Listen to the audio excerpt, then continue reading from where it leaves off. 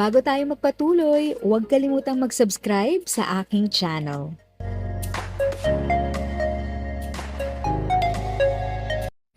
Thank you sa pag-click ng aking video. Good day po sa lahat ng ating SSS pensioners. Sa mga bagong viewers at napadaan lang, by the way, I'm Tita Eda.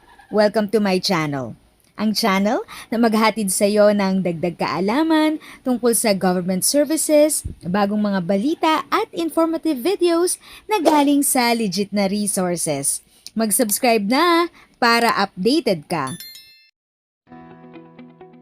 Heto po ang bagong update tungkol sa AKOP. Kapapasok lang po na circular number 2023013 for all SSS pensioners. Ito po ay tungkol sa revised guidelines on the annual confirmation of pensioners program or AKOP po.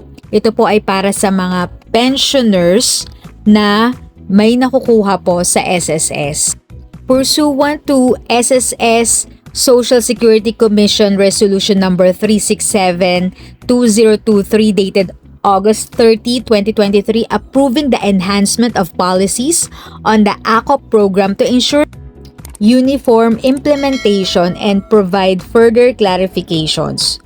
So ayun na nga po, may mga pagbabago po tungkol sa AKOP guidelines. Make sure po na makinig po tayo at tapusin ang buong video para po hindi maputol ang inyong pensyon.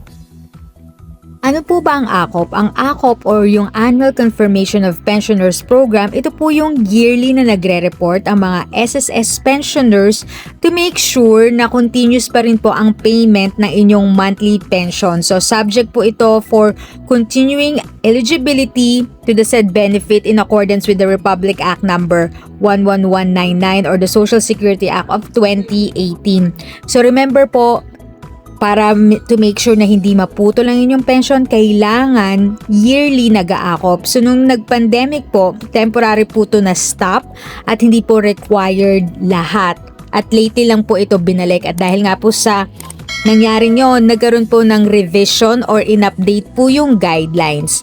At nandito po si Tita Eda para i-update kayo sa mga changes at pagbabago tungkol sa AKOP. Sino ba ang dapat mag-comply sa AKOP? So usually po ito yung mga retirement pensioners residing abroad, yung mga total disability pensioner, death or survivor pensioners, and dependent children under guardianship. Pero ngayon po ay may nadagdag na. Ito po ang mga retirement pensioners residing in the Philippines who are 80 years old below and above starting March 2024. Oo, tama po ang inyong narinig na kung dati ang mga retiree pensioner na nasa Pilipinas ay hindi po kailangan mag-akop, ngayon ay required na to simula itong darating na March 2024. Ito naman po ang schedule ng inyong AKOP. So kung kayo ay pensioner at under sa retirement po, ang schedule ng compliance o AKOP nyo ay tuwing birth month. Ang total disability, same din po, tuwing birth month. Tapos yung death or survivor pensioner, month of birth of the deceased member. At para naman po sa dependent children under guardianship, month of the birth of the member or deceased member po. So yun po, wag po tayong malito. Ito po ang laging schedule ng inyong AKOP sa ganito pong mga type ng pensioner.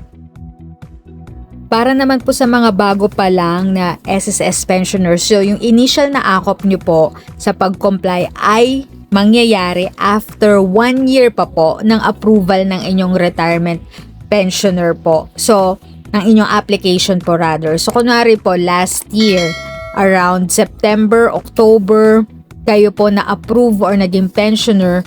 So, after 1 year pa po, so dapat October, bago po mag-October, makapag-akop na po ulit kayo. At sa mga existing naman po na pensioners, pwede po kayong mag-advance or early akop compliance, allowed po yung 2 months prior sa above mentioned schedule. So, kunwari po, yun naman, August ang birthday nyo po, pwede po kayo bandang June pa lang makapag-akop na po. At reminder po, kaya kailangan talaga mag-akop para hindi po maputol ang inyong pensyon. At kung time mo na po para mag-akop, may options po kayo na gawin. Mag-over-the-counter po kayo sa mga SSS branch or office. Pwede din po yung video conference, katulad po ng MS Teams. At ngayon po may option na din na kahit hindi po kayo pumunta sa SSS branch or through dun sa chat or MS Teams po nila makapag-comply, pwede rin po through mail, email, or magfa-file through guardian or duly authorized representative. Pwede po yun, kunwari po yung anak nyo po or apo nyo po, sila po yung mag-submit on your behalf. And lastly po, pwede din yung bangko nyo po. Others may be determined by the SSS example certified by authorized representative of select banks of pensioners. Kasi dati po nawala din po tong option na to yung sa bangko po. Pero ngayon nga po dahil po sa revise na guidelines, binabalik po ulit nila ito. At yun po, may additional din po na verification process na yung mga retiree pensioner, survivor pensioners who are 80 years old and above, or total disability pensioner, or pensioners under guardianship including dependent children and others may be determined by SSS. Pwede din po silang i-home visit para po i-check sa kanilang akop po. At yun nga po, pag hindi po tayo nakapag-comply sa akop na ito, pwede pong masuspend ang inyong pension benefit 1 month immediately after his or her schedule sa kanilang pension schedule month po.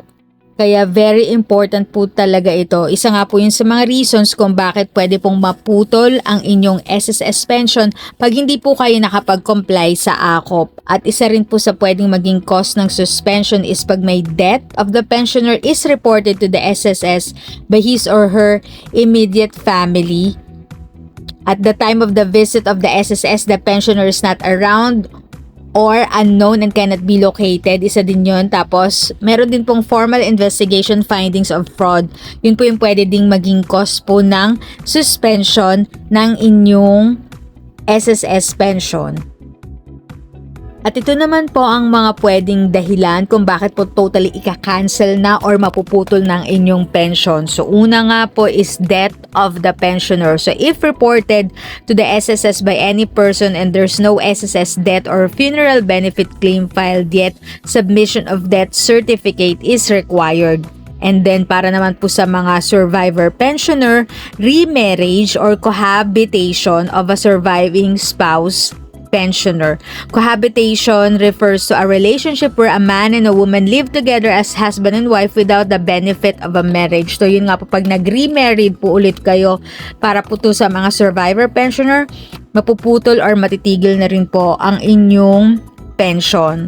And then, pangatlo is recovery of the pensioner from total disability. Para naman po sa total disability pensioner, pag naging okay naman po kayo, so masastop din po ito. And then, re-employment or resumption of self-employment of the following retirement pensioner below 65 years old or below 60 years old for surface and underground mine workers and total disability pensioner. Tapos next po na pwede ding reason maka-cancel ang inyong pension is gainful employment or self-employment of a dependent child. So meaning gainfully employed or self-employed means rendering regular work and receiving compensation or deriving income for at least 6 continuous months in any given year. Next din po is marriage or common law relationship of a dependent child who is 18 years old or above. And then po, pensioners record completely matches with the National Civil Registry database as per criteria set by the SSS indicating that his or her plausible non-eligibility to continue receiving pension benefit, and lastly, other grounds for cancellation as may determined by the SSS po. Tapos po, resumption of suspended or cancelled pension benefit. So, yun po, pag naputol, pwede naman pong mabalik once na kayo ay makapag-akop po ulit. So usually po nare-resume ito starting the month of suspension or cancellation or when the pensioner becomes eligible again to the said benefit as determined by the SSS, or the payment of a suspended or cancelled pension benefit shall resume within 1 month from the date of ACOP compliance of the pensioner or date of his or her reporting to the SSS to disprove the grounds under Section E2 of these guidelines. And then lastly, if there is a need to conduct other verification processes as provided in these guidelines or to collaborate with partners on disbursement arrangement, the resumption of payment for our suspended or canceled pension benefits shall be upon completion of the necessary undertaking by the SSS. Kaya importante po talaga na makapag-comply po sa SSS pag-akop time na po, kasi nga po ayaw po nating masuspend or makancel ang inyong pension benefit at medyo hassle nga po ang pagre-resume. Kaya make sure po pag time nyo na or schedule nyo na ng inyong akop, make sure na gawin po ito at mag-comply po tayo. At ang SSS circular po na ito ay nag-take effect noong December 21, 2023 at pinirmahan ni President and CEO Rolando Ledesma Makasait po. Kaya yun nga po, as kanina ko pa po binimension po dito sa video, is importante po na tayong mga SSS pensioner is makapag-comply po. Effective po ito, inuulit ko po, March 2024 po. If sa tingin mo, natulungan ka ng video ko na ito, nakasave ka sa oras mo, you can click yung thanks button at any amount ay malaking help sa pag-grow ng channel ko. Yan lang po muna ang aking update. Sana ay nakatulong na dagdag kaalaman ang aking shinare today. Ang goal ng aking channel ay mag-create ng awareness. Kung ganitong mga topic ang gusto mo, panoorin mo ang mga videos ko na ito.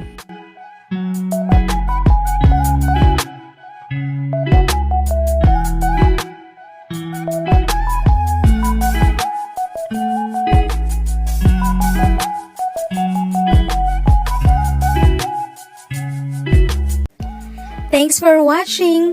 Kung may kapamilya, kaibigan o kakilala sa tingin mo ay magiging interesado sa video, please share or tag sila sa comment section. At syempre, if nagustuhan mo ang video, i-like mo na ito at subscribe ka na din. As always, feel free to write your questions, comments, and opinions respectfully. And continue to be a blessing and stay safe!